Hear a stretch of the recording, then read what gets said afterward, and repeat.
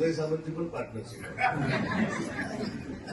मला सोशल मीडियाच्या काही लोकांना, माझ्या मित्रांना विनंती करायची आहे, एवढा चिंतीचोर उदय सामंत की एखादा प्रकल्प जर माझ्या चिपळूणकरांच्या आणि कोकणवासियांच्या मुळावर उठणार असेल तर राज्याचा उद्योगमंत्री म्हणून सांगतो की तो प्रकल्प कधीही आपल्या परिसरामध्ये आहे.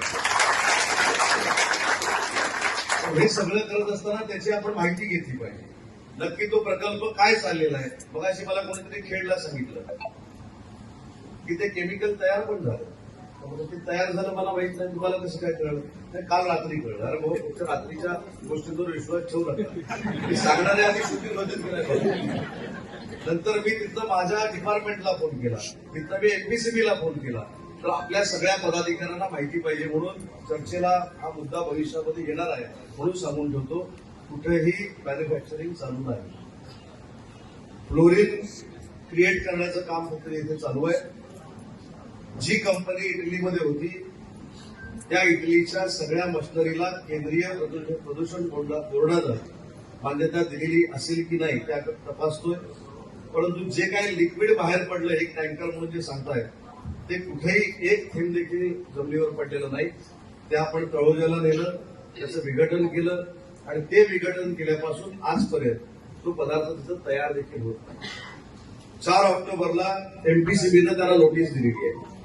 एमपीसीबीनं नोटीस दिल्यानंतर जो खुलासा येईल तो खुलासा आम्ही तज्ज्ञांकडे पाठवणार आहोत आणि तज्ज्ञांकडे पाठवल्यानंतर तज्ज्ञांची कमिटी करून जर तज्ज्ञांनी आपल्याला सांगितलं की जे सोशल मीडियावर सांगितलं जातंय, जे सोशल मीडियावर काही टाकलं जातंय त्याचं क्लेरिफिकेशन टाकलं जातंय, 7वीतला मुलगा देखील रासायनिक प्रक्रिया टाकतोय, O2+6 काय ते H2O आणि असं तयार होणार, ते पण आपण मान्य करू.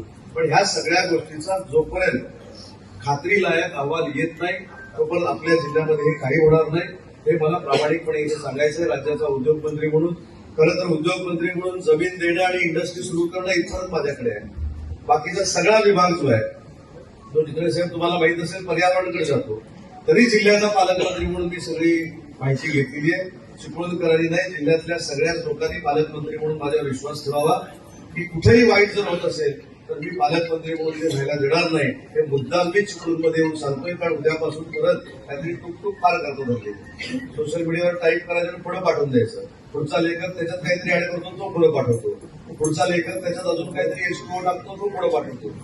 परवा मला रात्री 3 वाजता फोन आला, साहेब तो व्हिडिओ वाचा. एक कोणतरी असा माणूस आहे आणि तो काहीतरी हिंदीमध्ये की मराठीमध्ये काहीतरी सांगतोय. मी तर खरं आजारपणात उठलो होतो तर रात्री 3 वाजता नाही, जिल्ह्याचं असं होणार आहे, जिल्ह्याचं तसं होणार आहे म्हटलं. रात्रभरात मी ते वाचलं नाही आणि काहीतरी घडलं. तो उदय सामंत झोपला होता पण तसं घडलं असं व्हायला नको. पण रात्री 3 वाजता मी जेव्हा बघितलं 3 वाजताच माझी झोप उडाली आणि ती रात्र मी ही माहिती घेण्यामध्ये काढली. त्याच्यामुळे प्रशांतजी मला देखील आपल्याला विनंती करायची आहे, चव्हाणसाहेब आपल्याला देखील मला विनंती करायची आहे की अशा पद्धतीचे गैरसमज जेव्हा पसरवले जातात तेव्हा त्याची खात्री करण्यासाठी 100% त्या अधिकाऱ्यांचा संच देखील मी तुमच्याकडे पाठवून देतो. तुम्ही त्यांच्याशी सविस्तर चर्चा करा. असोसिएशनच्या लोकांशी देखील काल मी चर्चा केली आहे, त्यांनी देखील मला त्याच्यातल्या काही गोष्टी सांगितल्या आहेत, त्याचा देखील अभ्यास करा. परंतु त्याच्यातला शेवट काय तर आपल्याला त्रास होईल असं लोटे परशुरामच्या MIDC मध्ये काही होणार नाही. त्याची चिंता करण्याची काय आवश्यकता नाही. आणि म्हणून पुन्हा एकदा टाइम्स डिजिटलला लाईक करा, सबस्क्राईब करा, शेअर करा आणि बेल आयकॉन दाबायला विसरू नका. पाहत रहा टाइम्स डिजिटल.